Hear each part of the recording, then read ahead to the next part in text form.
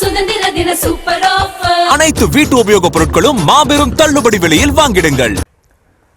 புதுச்சேரி கடற்கரை சாலை காந்தி திடலில் முதலமைச்சர் ரங்கசாமி தேசிய கொடியை ஏற்றி வைத்து காவல்துறையின் அணிவகுப்பு மரியாதையை ஏற்றுக்கொள்கிறார். அந்த காட்சிகளை முதலில் பார்க்கலாம்.